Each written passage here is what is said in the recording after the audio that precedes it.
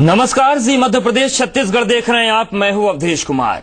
Love, live in और धोखा, जी हाँ, ये सब हुआ है एक लड़की के साथ। वो लड़की जो एक लड़के से प्यार करती थी, उस पर भरोसा करती थी और उसके साथ पूरी जिंदगी बिताने के सपने देखती थी, लेकिन उसे धोखा मिला। लेकिन उस लड़की के साथ क्या हुआ ये हम आपको बताएंगे। पर जिस तरीके से तस्वीरें बन रही हैं, जिस तरीके के हालात बन रहे हैं, उसमें एक बार फिर से ये बहस तेज हो गई है कि क्या लव, लिव इन और इसके बाद एक धोखे की जो स्थिति आती है वो कहीं न कहीं समाज को भी एक छलावे में जीने को मजबूर कर रही है।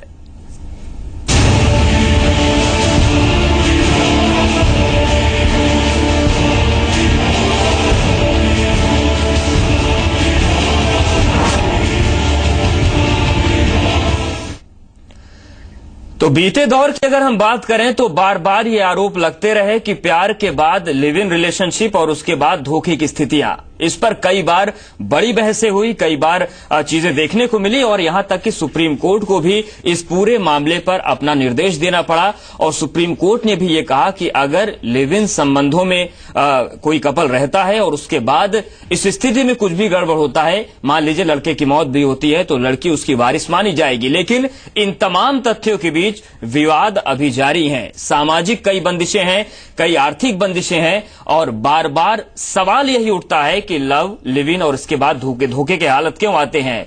इस मुद्दे पर हम चर्चा भी करेंगे क्योंकि ये मुद्दा बेहद खास है और भोपाल से कुछ खास मेहमान भी हमारे साथ जुड़ेंगे। वो लड़की भी जुड़ेगी जिसके चलते, जिसकी वजह से, जिसकी प्रताड़ना की वजह से एक बार फिर से बहस तेज हो गई है कि क्या ऐसी तस्वीरें सामने आती हैं। लेकिन चलिए सबसे पहले आपको रिपोर्ट दिखाते हैं, जिसके बाद हम बात करेंगे कि आखिर ये हालात बनते क्यों हैं। एक जिम ट्रेनर, एक ब्यूटिशियन,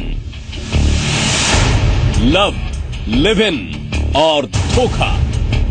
मुझे रॉन्ग नंबर से मुझे फोन करता था। 2014 से मेरे पीछे पड़ा हुआ था। क्या नाम क्या? नफीस खान। भोपाल से बीते 23 सितंबर को एक रेप का मामला सामने आया था। आरोप था कि नफीस खान नाम के एक शख्स ने शादी का झांसा देकर 1.5 साल तक एक लड़की की आबरू से खिलवाड़ किया। लेकिन अब इस मामले में जो ताजा खुलासा हुआ है वो किसी भी शख्स को हैरान कर देगा। इस लव, लिव इन और धोखे की पूरी कहानी आपको सुनाएं, उससे पहले पीड़ित का ये बयान सुनिए। फ्लाइट आने का रात में 1:30 बजे मैं वहाँ कंप्लेंट करने गई तो उन्होंने मुझसे बोला कि आपके वहाँ का मामला है, आप जाके सुलझा लो, आप यहाँ से जाओ, आपने दारू पी रखी, यहाँ कोई कंप्लेंट नहीं होगी। आप फ्लाइट आने का रात में 1:30 बजे मैं वहाँ कंप्लेंट करने गई तो उन्होंने मुझसे बोला कि आपके वहाँ का मामला है, आप जाके सुलझा लो, आप यहाँ से जाओ, आपने दारू पी रखी, यहाँ कोई कंप्लेंट नहीं होगी। आप जी हाँ, पीड़ित लड़की यही आरोप लगा रही है कि उसके साथ धोखा हुआ है। आरोपी नफीस खान ने शादीशुदा होने के बावजूद लड़की को जानबूझकर अपने जाल में फंसाया और उसके साथ 1.5 साल तक शारीरिक शोषण करता रहा। 14 से उसने मुझे शादी का झांसा देके मेरे साथ कंटिन्यू मेरे शारीरिक शोषण किया। मुझे रॉन्ग नंबर से मुझे फोन करता था। 2014 से मेरे पीछे पड़ा हुआ था। उसके पीड़ित ने बीते 23 सितंबर को भोपाल के महिला थाने में शिकायत भी दर्ज कराई है। इस लड़की का 1.5 साल से उस लड़के से परिचय था और वो जिम में कहीं ट्रेनर है। इस बीच में ये भी कहीं ब्यूटी पार्लर का काम करने के लिए जाती थी। तो इन दोनों के बीच में फोन कॉल के माध्यम से मित्रता हुई थी और उसी के बाद में ये लगभग कुछ समय उसके घर में, कुछ होटल में इधर उधर रहने लगे और साथ में रहते रहते इनके बीच प्रेम प्रसंग हुआ। पीड़ित का आरोप है कि पेशे से जिम ट्रेनर नफीस ने उससे शादी का वादा किया और उसके साथ 1.5 साल तक लिव इन रिलेशनशिप में भी रहा। लेकिन आखिरकार बीते रमजान के महीने में जो सच सामने आया, उसके बाद पीड़ित के होश उड़ गए। लड़की ये नहीं जानती थी कि वो पहले से शादीशुदा है और ये रमजान जो निकल के गए हैं इसमें इसको ये मालूम पड़ा कि वो लड़का ऑलरेडी शादीशुदा है। और घर में जब ये गई तो उसकी माँ और जो परिवार के लोग थे उन लोगों ने बताया, तब इसको खटका भी फील हुआ कि ये तो मुझे कौरा बता रहा था। जानकारी के मुताबिक आरोपी नफीस खान 3 बच्चों का पिता है। आरोप है कि नफीस अब पीड़ित और उसके परिवार को जान से मारने की धमकी दे रहा है। पीड़ित को एसिड अटैक के लिए धमका रहा है। अब सवाल यही है कि धोखे से एक मासूम की जिंदगी को जहन्नुम बनाने वाले नफीस को पुलिस आखिर कब गिरफ्तार करेगी? मकरंद काले, जी मीडिया, भोपाल। तो ये तस्वीर सामने आई है और तस्वीर ये कहती है कि प्यार के नाम पर एक लड़की के साथ धोखा हुआ, उसके विश्वास के साथ खिलवाड़ हुआ। लेकिन ये हालात बने क्यों? इन हालातों से निपटने के लिए रास्ता क्या हो सकता है? ये मुद्दा बेहद अहम है और इसी मुद्दे पर बातचीत के लिए हमारे साथ भोपाल से कुछ खास मेहमान जुड़ रहे हैं।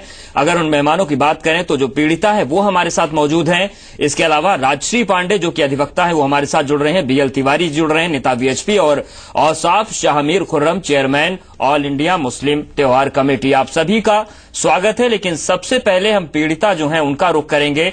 आपसे हम ये जानने की कोशिश करेंगे, जिस तरीके की तस्वीर सामने आई है, क्या आरोप है, क्या कुछ हुआ आपके साथ, और फिलहाल जब आपने पुलिस से गुहार लगाई तो किस तरीके की मदद आपको मिल पा रही है?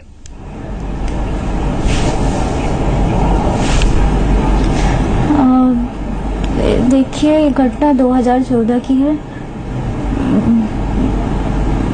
भैया जी, मेरी आवाज आ रही है? हाँ जी, आपको हम सुन पा रहे हैं। आप बताइए। मेरी आवाज आ रही है? ये घटना 2014 की है।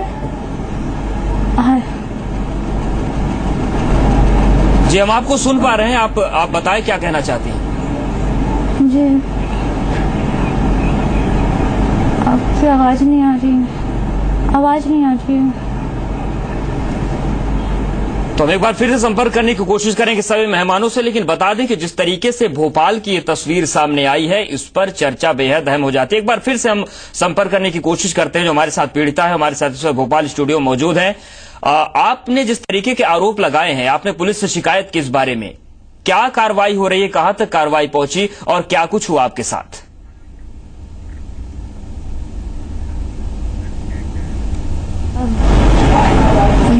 देखिए, मैं इसके पहले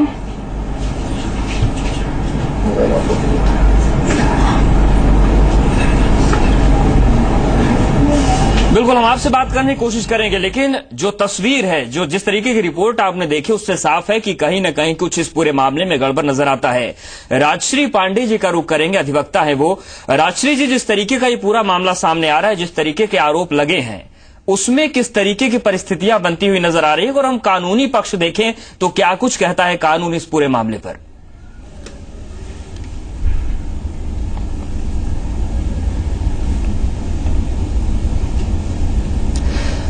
राजश्री जी, क्या आप सुन पा रही हैं?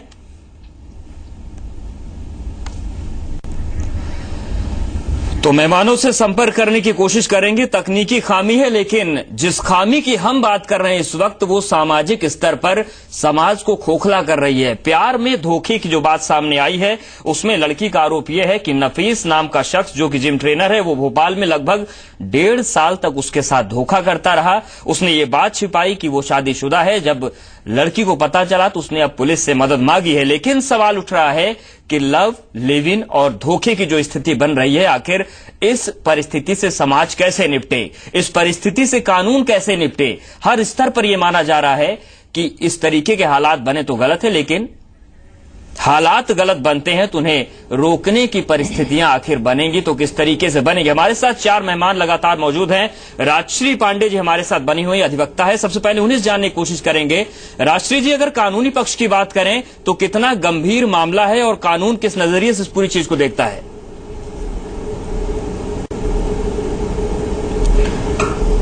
देखिए, ये जो ऑफेंस हुआ है, ये गंभीर मामलों की श्रेणी में आता है।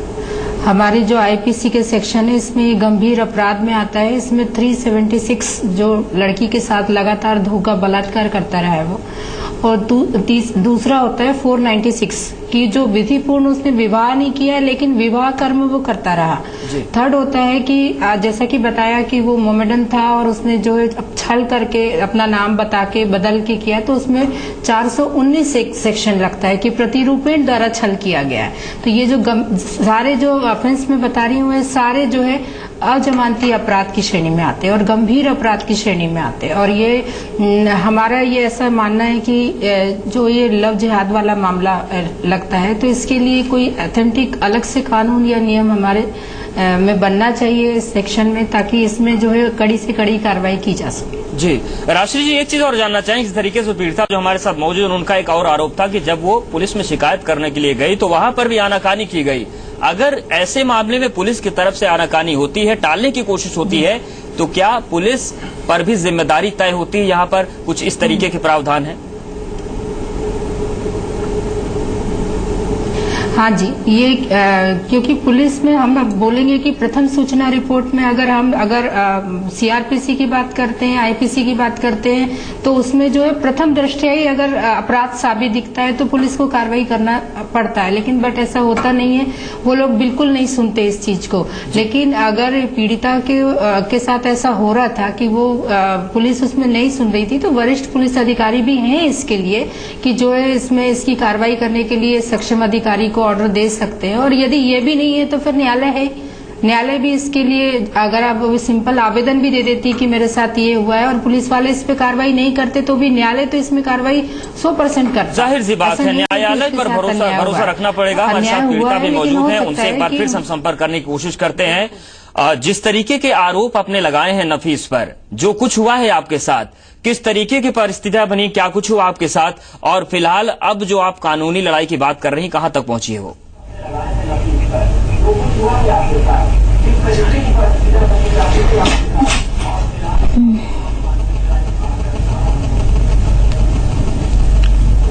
देखिए,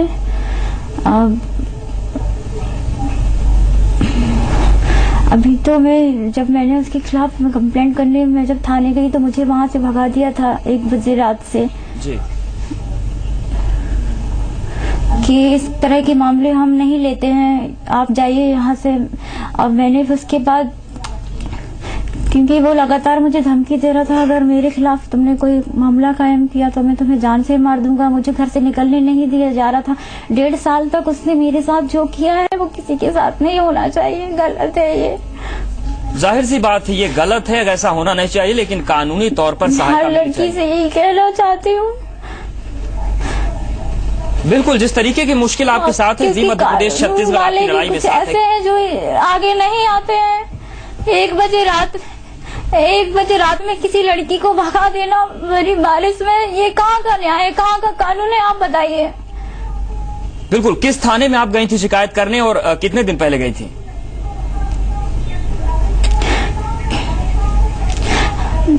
मैं 3 महीने से परेशान हो रही हूँ, 3 महीने से हर जगह भटक रही हूँ, कोई नहीं सुनने को। फिर जाके अभी मैंने 16 तारीख को एक एप्लीकेशन दी एसपी थाने में, फिर वहां से भी कुछ नहीं हुआ। फिर जाके मैंने वकील से संपर्क किया, फिर उन्होंने मुझे महिला थाने के लिए बोला, फिर मैंने वहां जाके आवेदन दिया, तब जाके मेरी वहां सुनवाई हुई। उसके बाद भी मुझे लगातार धमकी दी जा रही है कि आप ये वापस करिए, नहीं तो आपसे जान से मार दिया जाएगा। मेरे ऊपर हमला भी हुआ है कल। जिस तरीके से आप बता रही हैं कि महिला थाने में आपने शिकायत दर्ज करवाई, क्या उसके बाद पुलिस ने एक बार भी कोशिश की कि नफीस को पकड़ा जाए, उससे पूछताछ की जाए, या केवल आपकी शिकायत रख ली गई, उसके बाद वहां पर कोई कार्रवाई नहीं हो रही है? नहीं, उसी दिन उसको पकड़ लिया रात में। उसके बाद तो मुझे उसके बारे में नहीं, फिर कल उसे पेश किया था कोर्ट में, मेरे सामने मेरी गवाही हुई थी कल कोर्ट में। जी बिल्कुल, कोर्ट में जिस तरीके से आप बता रहे हैं कि उसको पेश किया गया, गवाही हुई। फिर मुझे वहां से मैं निकली तो मुझ पर अटैक किया। फिर उसके बाद मुझ पर दबाव डाला गया शादी के लिए कि आप शादी करने के लिए तैयार हैं। मैंने सब फिर मैंने मना कर दिया कि मैं नहीं कर सकती। और उसने मेरे बीच में मुझे पकड़ के मेरे मारा, मुझे मेरे पूरे बाल काटे हुए हैं पीछे से।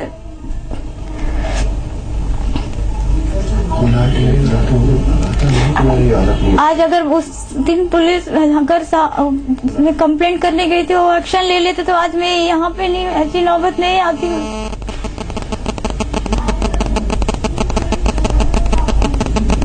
बिल्कुल, जिस तरीके से आप बता रहे हैं कि पुलिस ने अगर कंप्लेंट दर्ज की होती, कार्रवाई होती वक्त रहते, तो ये नौबत नहीं आती। यहाँ पर ये जानना भी जरूरी हो जाता है सभी के लिए, हम सभी के लिए, कि पहली बार आप किस थाने में शिकायत दर्ज करवाने गई थी, और जिस तरीके से आप बता रही हैं कि आप पर हमला हुआ, आपके साथ मारपिटाई की गई, क्या आप उन लोगों को पहचानती है जिन्होंने आप पर हमला किया, जिन्होंने आपको धमकी दी? जी जानती हूँ मैं उनको। नफीस के पार्टनर हैं वो, उनके फ्रेंड हैं सारे।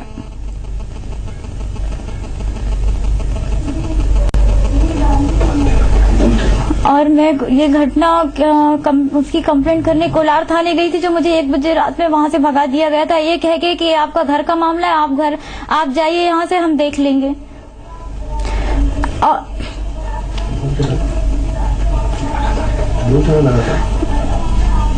जाहिर सी बात है, ऐसे में सवाल उठते हैं कि अगर पीड़िता थाने में जाती है और उसकी सुनवाई नहीं होती, उसको वापस कर दिया जाता है आधी रात को, तो पुलिस की कार्यशैली पर सवाल खड़े होते हैं। लेकिन आपसे हम जानना चाहेंगे, अगर हम 1.5 साल पीछे जाएं, किस तरीके से आपकी नफीस की मुलाकात हुई और ऐसी कौन कौन सी बातें थी जिसको लेकर आपको झूठ में रखा गया, आपको छलावे में रखा गया, और किस तरीके से सारी बातें आपको फिर पता चली कि आपके साथ धोखा हुआ है?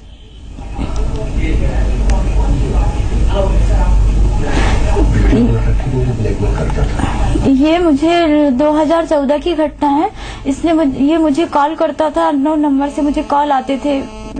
फिर उसके बाद इसने मुझे बहलाया फुसला के, इसने मुझसे दोस्ती की इसने। फिर उसके बाद इसने अपना नाम राज बताया, सरनेम भी छुपाया था, नाम भी झूठ बताया था। इसने अपना नाम मुझे राज बताया। उसके बाद हमारी दोस्ती हुई। दोस्ती के बाद ये मुझे एक दिन लेके गया होटल में। उसके बाद मुझे कुछ ने खिलाया, मुझे नहीं पता क्या था वो, मैंने खा लिया। फिर उसके बाद मुझे रात में होटल में रात भर रखा। सुबह जब मैं होश में आई तो इन्होंने मुझसे कहा कि मैं तुमसे शादी करूंगा, और मेरा फिर इन्होंने वीडियो भी बनाया था उस रात में।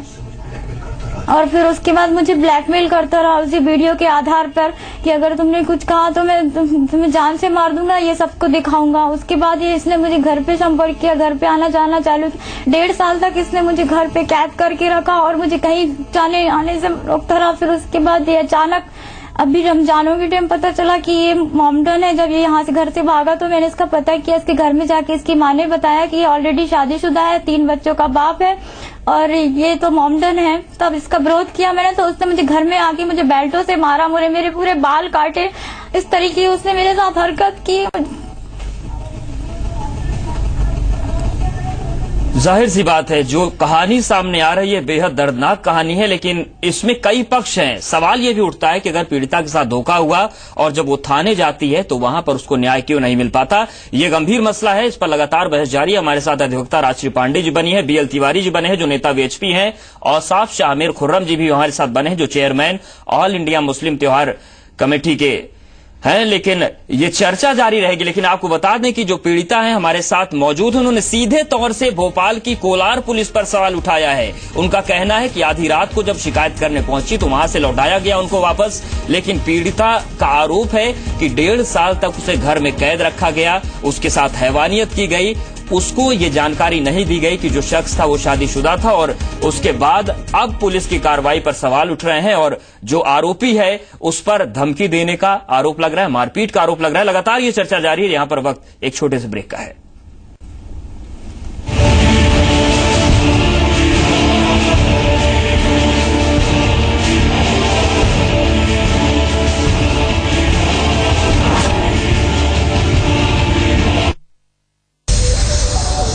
फूड जो हो एक्स्ट्रॉर्डिनरी, किचन जो मस्ती और एंटरटेनमेंट से हो housefull. Fabulous. Food plus entertainment का परफेक्ट कॉम्बो एक ब्रांड न्यू चैनल पर, living food, where food is fun. Bro, खाना ऑर्डर कर लेना। क्यों?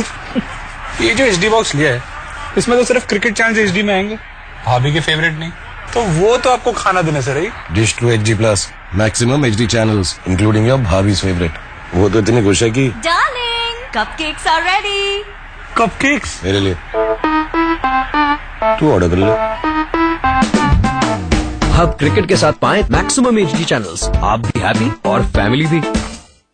गाड़ी भी कहाँ फंस गई? ये दीवारें इतनी नई कैसे?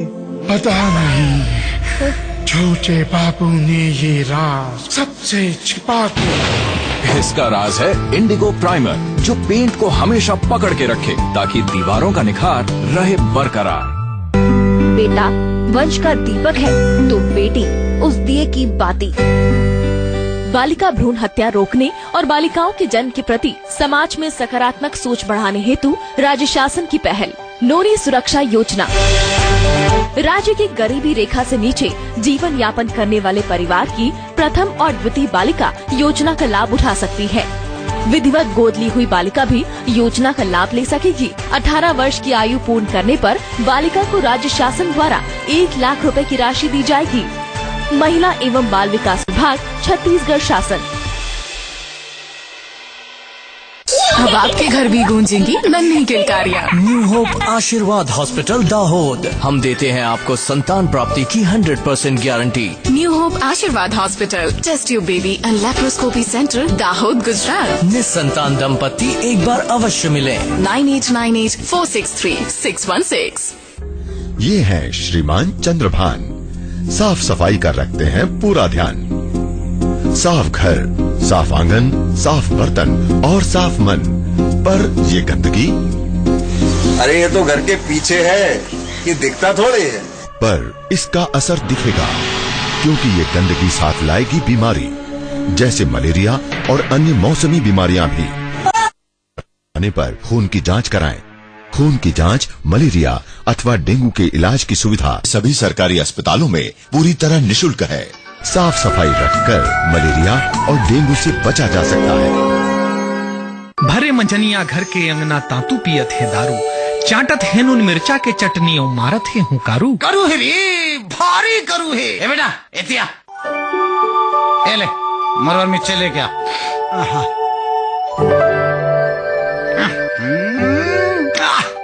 करू है रे, भारी करू है बेटा। दिक्कत करू है रे लड़का। अरे करू है तक काबर शुरू है। का बताओगा, टेंशन, भारी टेंशन। कसरे तांतू कभू मजा माता कभू पीरा मा पियथस, जिंदगी ले भगा के नशा में जियथस। करू है, भारी करू है। देख तो लेका के जिंदगी करवा गे रे। कैसे? ते दारू पियल सीख गए, का कर ले सीखे रे? तो ही देख के सीखन बाबू, नानपन ले तो ही देख रहे थे।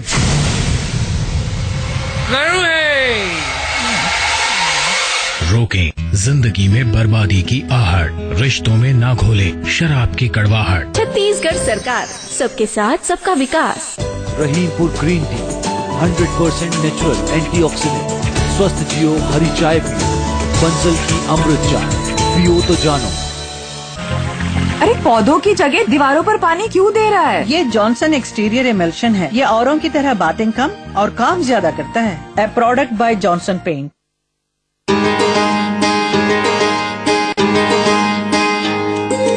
आओ सुनाए हम विकास की गाथा मध्य प्रदेश की।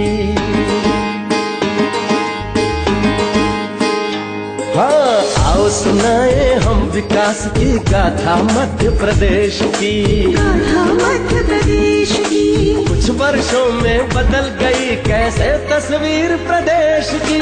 आओ सुनाए हम विकास की गाथा मध्य प्रदेश की। गाथा मध्य प्रदेश की।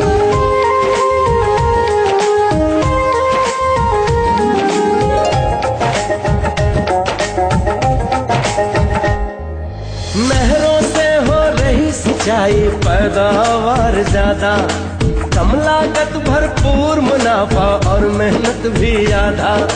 बिजली पानी खाद बीज सब मिलते उचित दरों पर। कृषि कर्मण पुरस्कार से सम्मानित प्रदेश की। आओ सुनाए हम विकास की गाथा मध्य प्रदेश की। गाथा मध्य प्रदेश की। कुछ वर्षों में बदल गई कैसे तस्वीर प्रदेश की। आओ सुनाए हम विकास की गाथा मध्य प्रदेश की। गाथा मध्य प्रदेश की।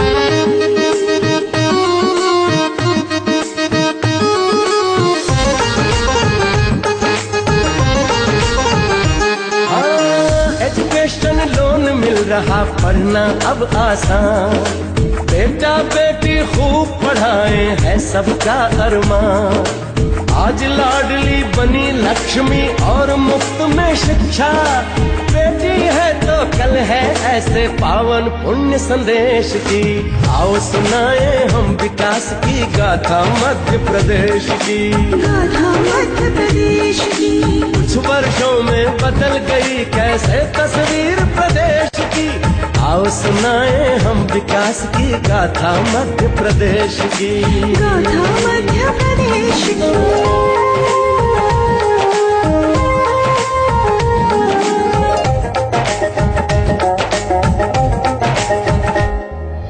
बड़े बड़े उद्योग घराने करने लगे निवेश, बने आत्मनिर्भर सब जनता और समृद्ध प्रदेश। ब्याज रहित कृषि ऋण मिलता 1 रुपए में राशन, हर थाली में हो खुशहाली सदा इसी उद्देश्य की। आओ सुनाए हम विकास की गाथा मध्य प्रदेश की, गाथा मध्य प्रदेश की। कुछ वर्षों में बदल गई कैसे तस्वीर प्रदेश की। आओ सुनाए हम विकास की गाथा मध्य प्रदेश की।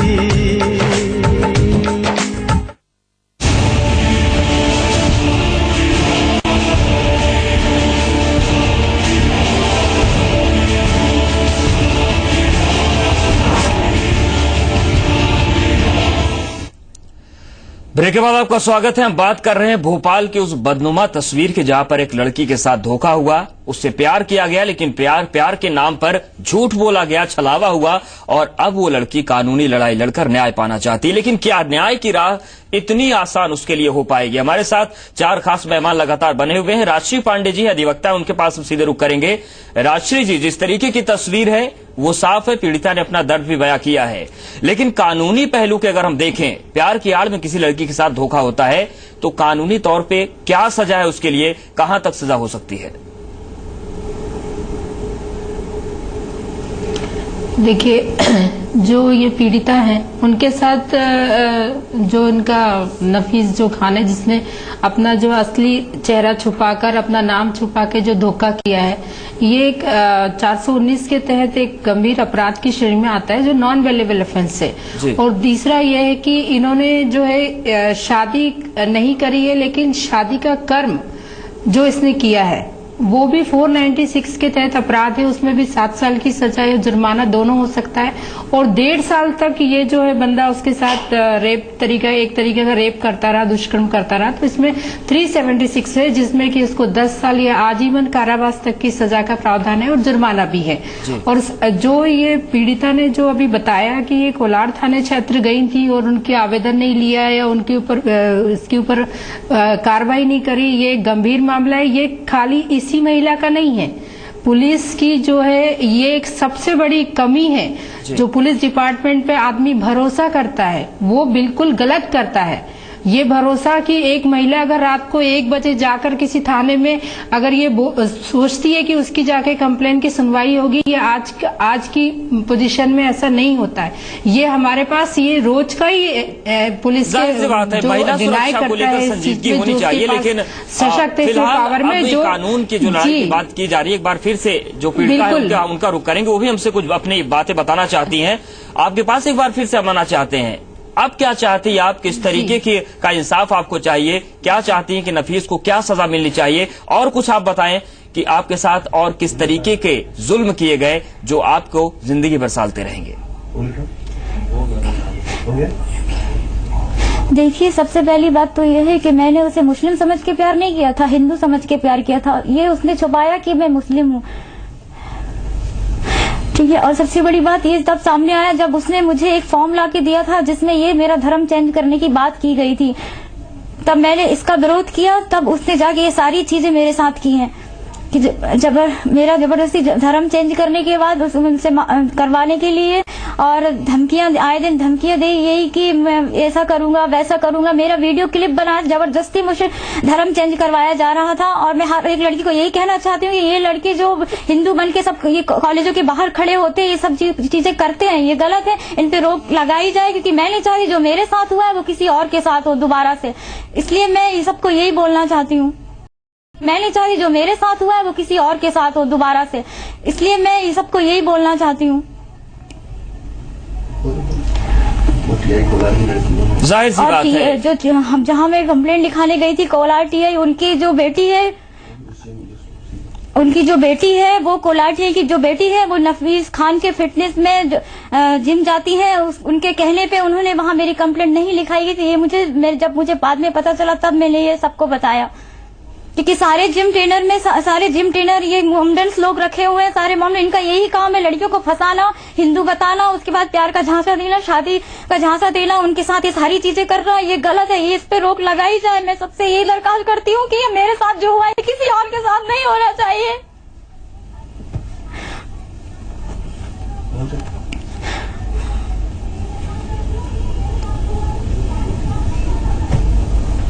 बिल्कुल, तो ये तस्वीर सामने आती है, लेकिन ये तस्वीर कितनी दर्दनाक है, ये तस्वीर कितनी शर्मिंदा करने वाली है, ये सवाल बेहद जरूरी हो जाता है। और इन सवालों के बीच फिर उन लोगों पर निगाहें टिकती हैं जो समाज को रास्ता देने का काम कर रहे हैं। तो पीड़िता ने जिस तरीके से अपना दर्द बताया है वो बेहद दहलाने वाला है। लेकिन बीएल तिवारी जी हमारे साथ बने हैं, नेता है वीएचपी के। तिवारी जी, जिस तरीके की तस्वीरें सामने आ रही हैं, किस दिशा में जा रहा है समाज? क्या समाज ऐसे ही चल पाएगा? देखिए, हमारा संगठन इस बारे में माताओं बहनों को बहुत ज्यादा सजग करने का लगातार प्रयास करता है। ऐसे ही कई बच्चियों की कहानी, सैकड़ों बच्चियों की कहानी सामने आई है। ये बाकायदा ये नफीस मियां एक मोहरा है, छोटा सा एक कठपुतली का मोहरा है धागे से बंधा हुआ। वास्तविक में ये खुले रूप से देश में हिंदू समाज का नष्ट भ्रष्ट करने का समाज, इस्लाम का जिहाद चल रहा है। इसके बारे में बाकायदा कैंपेनिंग की जाती है, अच्छी तरह से लोगों को बताया समझाया जाता है। लेकिन घर के बने हुए संस्कार और इन बच्चियों की आयु की उन्माद हम लोगों के लिए बड़ी परेशानी का कारण बनती है। तब जाकर के कहीं ये कुछ घटनाएं ध्यान में आती हैं। ऐसी सैकड़ों घटनाएं हो गई जो जीवन बर्बाद करके बच्चियां अपने चुपचाप अंधेरे की गली में कहीं कटोरा लेकर के भीख मांगती हुई मजबूर पड़ी हुई है। कानून 376 का सजा दे देगा, धारा 419 की सजा दे देगा, 354 की सजा दे देगा, लेकिन जो इसका जीवन बर्बाद कर दिया उसकी सजा का निर्धारण कौन करेगा? कोर्ट के पास ऐसा कोई प्रावधान नहीं है। यह केवल सामाजिक ताना बाना तोड़ने का काम, षड्यंत्र का काम इस्लाम खुलेआम लव जिहाद के नाम से हिंदू समाज को तोड़ने का कर रहा है, जिसके लिए हमारा संगठन लगातार सजग है, करता है जितना काम, उतना जितना सामर्थ्य उतना अवश्य करता है। कई केस हम वापस भी किए हैं, शादी के बाद कई चीजें लगा के लड़कियों को, बच्चों को जीवन बचाया भी है। ऐसा नहीं है कि केवल एक कहानी सुन करके उसको दर्द पैदा करके छोड़ दिया। बहुत कुछ इस दिशा में किया गया है। यहां तक इस बच्चियों की इसने अभी अपने खुलेआम कहा है कि कॉलेज के आसपास लड़के घूमते हैं, बाकायदा ऑर्गेनाइज्ड हैं, इस्लाम के लोग, इस्लाम के समझने वाले लोग इनको बाकायदा पैसे देते हैं, साधन देते हैं, सुरक्षा देते हैं। इसको रात को 1 बजे कौन लोग आए थे उसके ऊपर हमला करने के लिए? ये ठीक है, मैं मानता हूं, ऐसा स्वीकार करने में मुझे संकोच नहीं है कि पुलिस केवल पैसे जहां मिलने की उम्मीद होती है, पैसे पुलिस केवल वहां कार्रवाई करती है। उसे पैसे मिलने की कहीं से उम्मीद दिखाई नहीं दी। बच्ची को पुलिसिया कार्रवाई पर सवाल तो उठते रहे, लेकिन देना पड़ा कि मेरी मुद्दा ये उठता है कि सामाजिक स्तर पर हालात कैसे बन रहे हैं, समाज आखिर जा किस तरफ रहा है। औसाफ शाहमीर साहब हमारे साथ बने, चेयरमैन है ऑल इंडिया मुस्लिम त्योहार कमेटी के। शाहमीर साहब, ये जो तस्वीर सामने आ रही है, इसे एक आप धार्मिक तौर पर ये धार्मिक मामला मानते हैं जिस तरीके से उस पीड़िता का आरोप है, या फिर आप मानते हैं कि समाज कहीं न कहीं भटक गया है और उसके चलते इस तरीके की तस्वीरें सामने आ रही हैं? आपको क्या मामला इस पूरे मसले पर?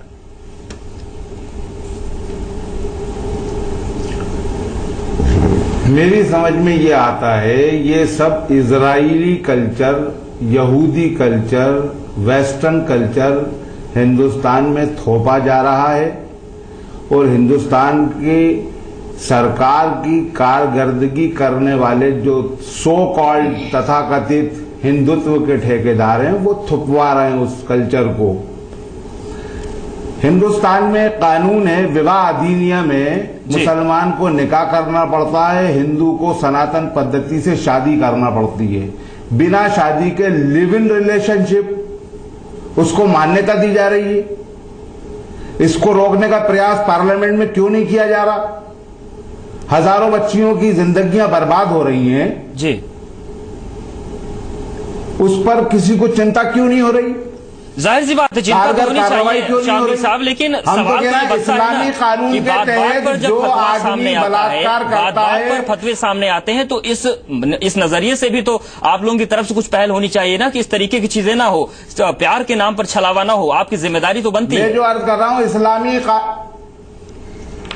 इस्लाम के कानून के तहत जो बलात्कार करता है आप उसको संसार कर दीजिए, उसका कसास कर दीजिए। ये कानून क्यों लागू नहीं किया जाता हिंदुस्तान में?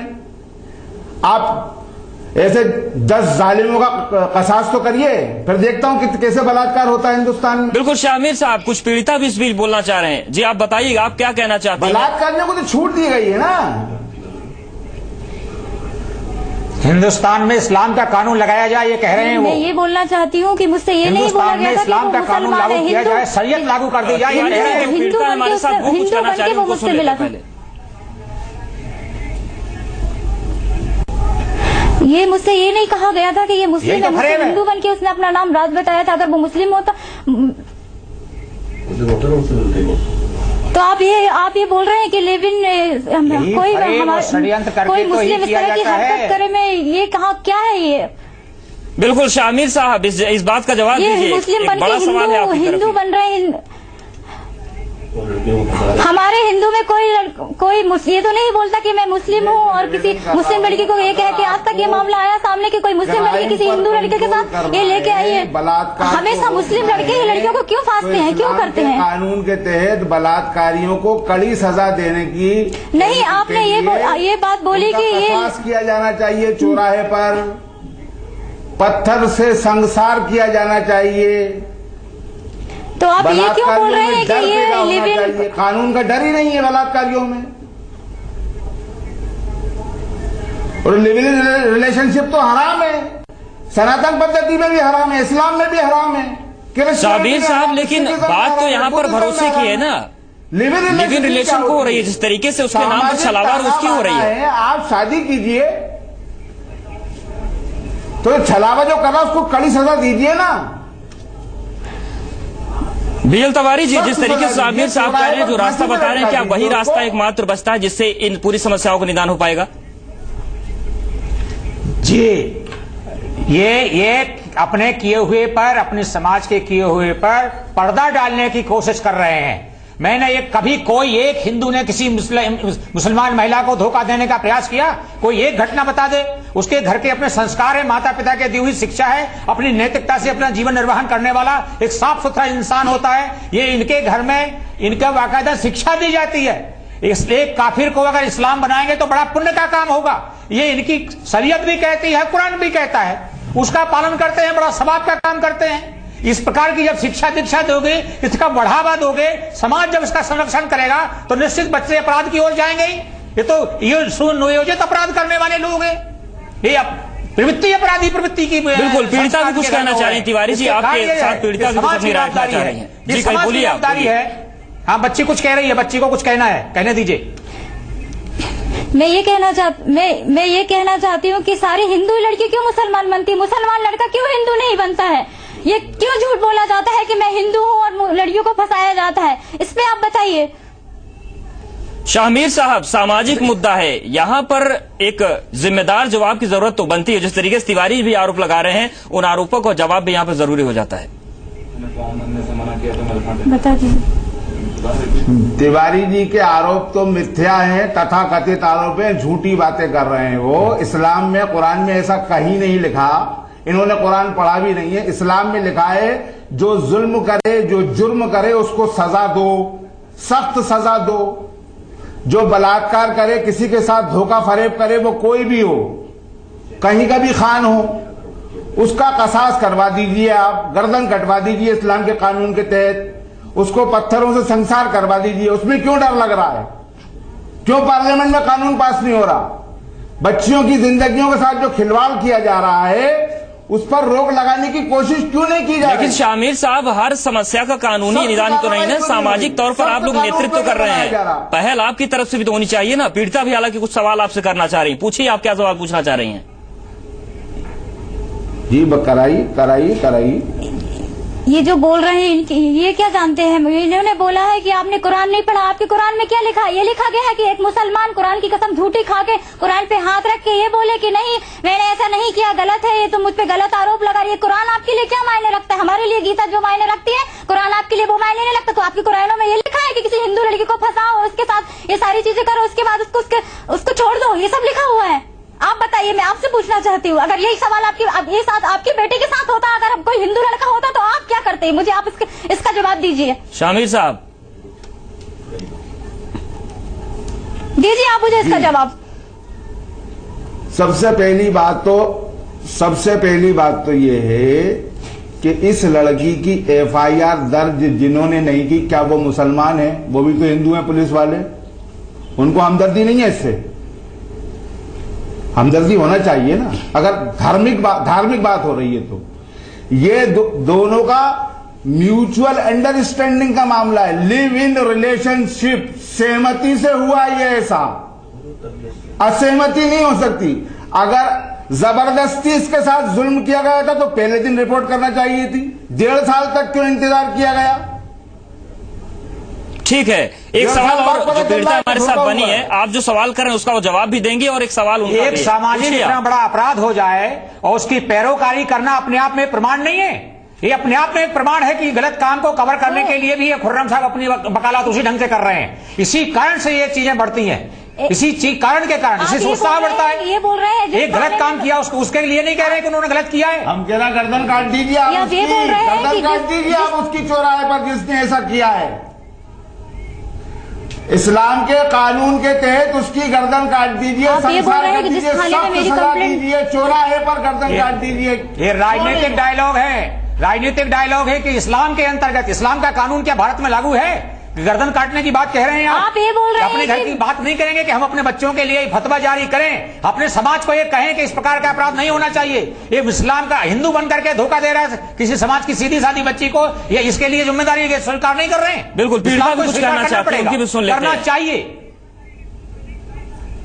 जी सुनाइए। ये बोल रहे हैं मुझसे कि ये इन्होंने जिस थाने में कंप्लेंट नहीं लिखाई गई थी, अब सामने आया कि उस थानेदार की बेटी नफीस खान के जिम करने जाती है। अब आप बताइए कि मैं क्या करती उस समय? और ये जो बोल रहे हैं कि 1.5 साल तक लिव इन में रहते उसके पहले कंप्लेंट क्यों नहीं की? क्योंकि अगर मेरी इज्जत लुट जाने के बाद मैं ये बोलती जाके किसने मेरे साथ ऐसा किया, उससे मुझसे ये बोला कि मैं शादी करूंगा, उस तक मुझे नहीं पता था कि ये मुसलमान है। मुझे बाद में पता चला कि ये मुसलमान है। अगर मुझे उस समय पता चलता तो मैं तो इस चीज का विरोध करती। जब मुझे पता चला तो मैंने इसका विरोध भी किया। ये चीज अभी आपके सामने दिखाई दे रही है। जब मुझे पता चला कि वो मुसलमान है, मैंने इसका विरोध किया। मैंने हिंदू से प्यार किया था, मुसलमान से प्यार नहीं किया था। हमारे हिंदुओं में ऐसा नहीं चलता है, ये आप लोगों में चलता है कि 1.5 साल तक मैं क्या कर रही थी। अगर ये सब चीजें आपके ऊपर होती तो आपको पता चलता। आप महसूस नहीं कर सकते साहब कि मेरे साथ क्या हुआ है। शामिर साहब, आपको उन परिस्थितियों में रखकर ये सवाल किया जा रहा है कि उस परिस्थिति में आप अगर होते तो किस तरीके की प्रतिक्रिया होती, क्या यही प्रतिक्रिया उस समय भी होती आपकी? और जब मैंने मोमडस में मैंने फॉर्म भरने से मना किया, मैंने अपना इस्लाम धर्म कबूल करने से मना किया, तो मुझे जान से मारने की धमकी दी जा रही है, मुझे ये किया जा रहा है। तो आप ये क्यों बोल रहे हैं कि 1.5 साल तक लिव इन में क्या कर रहे थे? कैसे को थानेदार बोले मुसलमान था कि नहीं था? ये मुसलमान और हिंदू का मसला नहीं है, ये मकसद है कि आप अपने दिल को समझाइए कि ऐसा ना।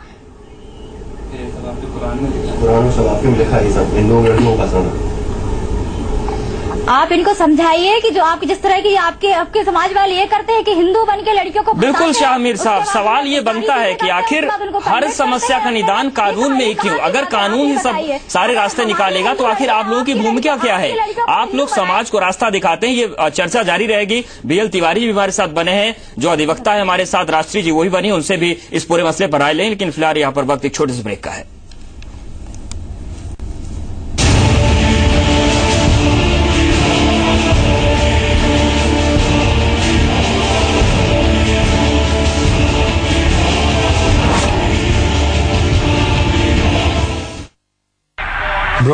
ये दे दे। किसको? डैड को। ये जो HD बॉक्स लाए हो, इसमें तो सिर्फ क्रिकेट चैनल HD में आएंगे, डैड के फेवरेट नहीं। बढ़ के आया, पढ़ा ले बच्चों। Dish True HD Plus, maximum HD channels, including Dad's favorite. तो वो इतने गुस्से में क्यों है? बड़े वाला तो रिस्पॉन्सिबल है, टेंशन छोटे की है। गर्ल्स कॉलेज आगे पीछे कब दरंदा खोता पता ले बच्चों। अब क्रिकेट के साथ पाएं मैक्सिमम HD चैनल्स, आप भी हैप्पी और फैमिली भी। कौन है बे? सिक्योरिटी पे इतना तामझाम और वायरिंग हो गया किसी और का काम। ऑफिस में लगाए HPL वायर्स, मतलब सेफ्टी आउटसाइड भी इनसाइड भी। Roop Mantra ayurvedic face cream and face wash, इसमें है 12 खास आयुर्वेदिक जड़ी बूटियों का संतुलित मिश्रण। ये कोई कॉस्मेटिक नहीं, आयुर्वेदिक औषधि है। ये है श्रीमान चंद्रभान, साफ सफाई का रखते हैं पूरा ध्यान। साफ घर, साफ आंगन, साफ बर्तन और साफ मन, पर ये गंदगी। अरे ये तो घर के पीछे है, ये दिखता थोड़े है। पर इसका असर दिखेगा, क्योंकि ये गंदगी साथ लाएगी बीमारी, जैसे मलेरिया और अन्य मौसमी बीमारियां भी। बुखार आने पर खून की जांच कराएं। खून की जांच, मलेरिया अथवा डेंगू के इलाज की सुविधा सभी सरकारी अस्पतालों में पूरी तरह निशुल्क है। साफ सफाई रखकर मलेरिया और डेंगू से बचा जा सकता है। भरे मंजनिया घर के अंगना तांतू पियत है दारू, चाटत है नून मिर्चा के चटनी और मारत है हुकारू। करू है रे, भारी करू है। ए बेटा, एतिया ए ले, मरवर मिर्चे ले क्या?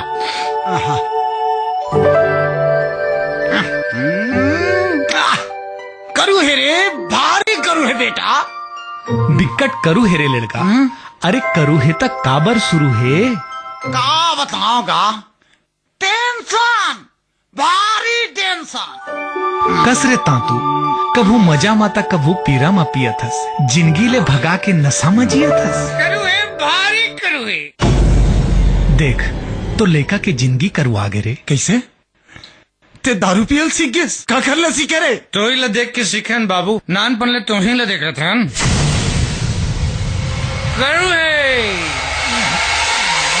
रोकें जिंदगी में बर्बादी की आहट, रिश्तों में ना घोलें शराब की कड़वाहट। छत्तीसगढ़ सरकार, सबके साथ सबका विकास।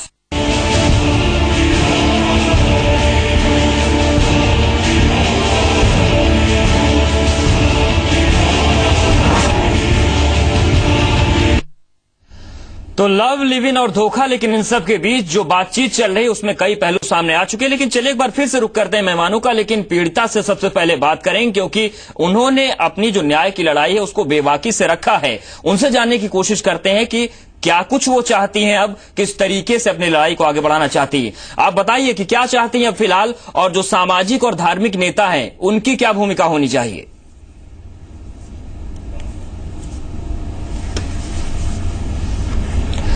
उनसे हम बातचीत करने की कोशिश करेंगे। लेकिन BL तिवारी जी, जिस तरीके की परिस्थितियां सामने आ रही हैं, आपने कह दिया कि एक एजेंडा चल रहा है। अगर एजेंडा चल भी रहा है तो आपकी भी तो जिम्मेदारी बनती है कि उस एजेंडे में बच्चियां न फंसे। इसके लिए आप लोगों ने क्या कुछ किया? केवल तोहमत मर देने से काम तो नहीं चल पाएगा।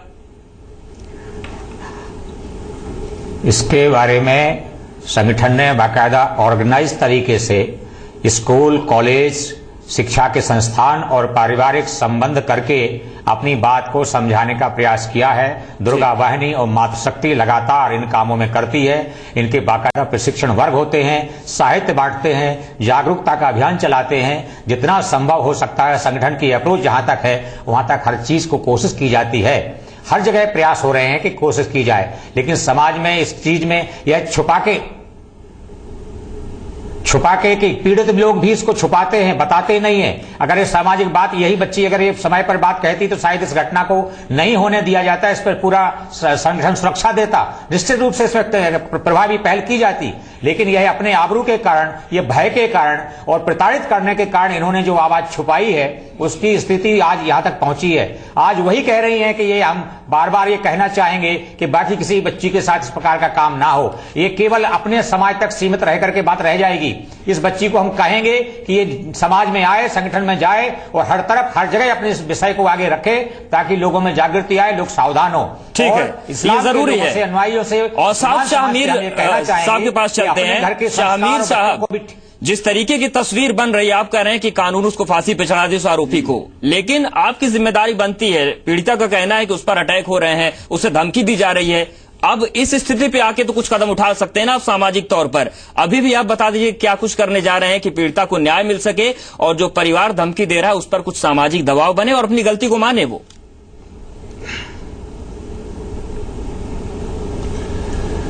ऑल इंडिया मुस्लिम त्योहार कमेटी की जानिब से इस पीड़िता को न्याय दिलाने की हर संभव कोशिश की जाएगी, पूरी मदद की जाएगी। लेकिन हमारे हाथ में लॉ एंड ऑर्डर नहीं है, कानून हमारे हाथ में नहीं है। कानून का काम करने वाले, कानून की रखवाली करने वालों की जिम्मेदारी है ये जी। इस बच्ची की सुरक्षा की जाए, इसको न्याय दिलाया जाए और जो लोग इस पर जुल्म कर रहे हैं और जो उन जालिमों के मददगार हैं जी, उनके खिलाफ भी कानूनी कार्रवाई होना चाहिए। बिल्कुल कानूनी कार्रवाई हो, लेकिन पीड़िता जो है वो ब्रेक से पहले कुछ हमसे कहना चाह रही थी, बातचीत करना चाह रही थी, लेकिन कुछ समस्या आई थी तकनीकी उनके पास। एक बार फिर से उनके पास चलते हैं। बात पूरी कर लूं, मेरी बात जी पूरी कर लीजिए। मेरी बात पूरी सुन लीजिए। मैं बात ये निवेदन करना चाह रहा हूं, पूरा सच बेहिचक सामने आना चाहिए, एक बात। दूसरी बात, सच कहने का साहस और सलीका होना चाहिए। अभी ये जो भी बातचीत समझ में आ रही है, इसमें कुछ फैब्रिकेशन नजर आ रहा है मुझे जी, फैब्रिकेटेड लगता है मामला। ठीक है, हम पीड़िता से जान लेते हैं कि कितना फैब्रिकेटेड है। सही हमारे साथ वो बनी है। शाहमीर साहब कह रहे हैं कि जो बात आप कह रही हैं वो कहीं भोपाल की पहली घटना नहीं है। चाहेंगे आप जवाब देना? भोपाल में ऐसी 2500 घटनाएं पहले हो चुकी हैं, सार्वजनिक भी हो चुकी हैं, तो उसके सच की गहराई में जाने की कोशिश क्यों नहीं की गई? आज आप पैरोकार कर रहे हैं कि सच होना चाहिए। नफीस मियां के ऊपर ठीक से कार्रवाई कीजिए, वो बता देंगे कि उनको किस किसने फाइनेंस किया और किस किस के उनके मदद करके इस काम को आगे बढ़ाया, वो बताएंगे आगे, उनसे पूछा जाए। इस्लाम के लोग, जिम्मेदार जो लोग हैं, वो इसकी पहल करें। बिल्कुल, जो पीड़िता क्या मानती है उसको, उनका भी एक बार रुक कर लेते हैं। आप बताइए, आप क्या चाहती हैं कि सच को एक तरफ तो बताया जा रहा है फैब्रिकेटेड है, लेकिन आपकी राय यहाँ पर क्या है? किस तरीके से आपने की लड़ाई को आगे बढ़ाना चाह रही है? ये जो बोल रहे हैं कि ये कहानी मनगढ़ंत है, क्योंकि हमारे में कोई लड़की ये नहीं चाहेगी कि अपनी इज्जत उसकी इस तरह उछाली जाए। सबसे पहली बात ये सुनिए, आप ये जो बोल रहे हैं कि मैं मनगढ़ंत कहानी बना रही हूँ, सारे सबूत उसके खिलाफ हैं। आप अपना ये क्यों नहीं सोचते कि उस लड़के ने गलत किया है? आप अपने धर्म को बचाने की कोशिश कर रहे हैं, तो हम लड़कियां बलि चढ़ते जाए इसकी? आप ये चाहते हैं आप कि हम इन सब चीजों की बलि चढ़ते जाए? हर लड़का मुसलमान हिंदू बन के हम लड़कियों के साथ ये सब करता जाए? आप ये चाहते हैं? साहब आपसे बोलिए, आप भी एक पिता हैं, मेरे भी पिता जैसे हैं आप, मैं यही बोलूंगी आपको। लेकिन आप ये कहाँ की बातें कर रहे हैं कि मनगढ़ंत कहानी है? मैं इन सब चीजें करके ये सब क्या साबित करना चाहती हूँ? क्या साबित करते? मुझे कुछ मिल रहा है इन सब चीजों से, मेरे साथ गलत हुआ है, इसलिए मैं ये बोल रही हूँ। कोई लड़की ये नहीं चाहेगी कि उसकी इज्जत इस तरह भरे बाजार नीलाम हो। ये आप भी अच्छे से जानते हैं। आप लोगों में तो लेडीजों को पर्दे पर रखा जाता है, मतलब हमारी कोई इज्जत ही नहीं है। अगर मैं हिंदू हूँ तो हमारी कोई इज्जत नहीं है। अगर मैं एक मुसलमान होती तो आपका सारा मुसलमान दल पूरा हमारे लिए खड़ा होता ये कहने के लिए। हाँ, आप बताइए, मैं आपसे पूछती हूँ। शाहमीर साहब, ये जो आप बोल रहे हैं कि मैंने मनगढ़ंत कहानी बताई है, क्या कहानी बताई है? आप मुझे देख सकते हैं, आप मुझे देख सकते हैं। सारी चीजें मेरे साथ जो हुआ है आपने देखा है, मैंने सहा है, मैंने महसूस किया। मुझे तकलीफ होती है, आपको नहीं होती है। पहले ही मेरे साथ हुआ है, आपके साथ नहीं हुआ है। जो आप इस तरह की बातें कर रहे हैं गुस्से की, मनगढ़ंत कहानी है। मनगढ़ंत कहानी आपको लगती होगी।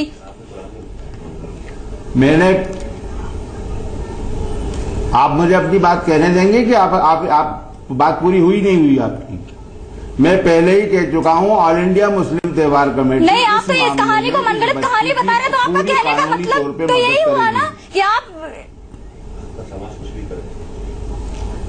कानूनी तौर पर आए दिन मुझे धमकियां दी जा रही है, रोज आए दिन। आप मुझे बचाएंगे? अगर मुझे कुछ हुआ तो आप आएंगे उसके सामने, बचाएंगे मुझे? बचाएंगे? आप ये बताइए। हाँ, अगर यही चीज हमारे किसी हिंदू लड़के ने की होती आपके साथ, तो आप की लड़की तो क्या करते? आप बताइए, क्या करते? बिल्कुल शाहमीर साहब, वक्त की कमी, एक छोटा सा रिएक्शन चाहेंगे कि अब इस जो पीड़िता हैं इनको न्याय दिलाने की क्या कुछ हो सकता है? मामला है, आप लोग सुनिए। मैं कानूनी तौर पर जो भी मदद हो सकती है देखिए, आप यहाँ इसको धर्म को लेके आप कोई बात मत करिए। पीड़िता को पीड़िता ही रहने दीजिए। वो जो पीड़िता है उसको समझने का प्रयास कीजिए। आप लोग मुसलमान में ये कहा जाता है, हिंदू में ये कहा जाता है, ये सब गलत है। ये नहीं मानना चाहिए। आप पीड़िता को पीड़िता की दृष्टि से देखिए कि जो पीड़ित है वो पीड़ित है, तभी वो थाने जा रहा है, तभी वो अपनी गुहार लेके आ रहा है। यदि वो खुश हो, जाहिर सी बात है, पीड़िता को इस वक्त पीड़िता ही रहने दीजिए। ये सवाल जायज बनता है कि उसको न्याय चाहिए। धर्म के नाम पर अगर बातें होंगी तो केवल पीड़िता को चोट मिलेगी, न्याय की उम्मीदें टूटती हुई नजर आती है यहाँ पर। लेकिन सामाजिक जो गुरु हैं, जो सामाजिक तारणहार है, उनको भी यहाँ पर अपनी जिम्मेदारी निभानी होगी। आप चारों मेहमानों का बहुत शुक्रिया, आपने वक्त निकाला। लेकिन यहाँ पर इस चर्चा का जो मकसद है वो यही है कि अगर इस तरीके के छलावे होते हैं, इस तरीके के धोखे होते हैं, तो सभी को सामने आकर पीड़िता के लिए न्याय की लड़ाई लड़नी चाहिए। तभी सही मायनों में सामाजिक जो नेता हैं उनकी भी भूमिका स्थापित हो पाएगी और उनको उपाय देता साबित हो पाएगी। तो फिलहाल इस खास चर्चा में इतना ही।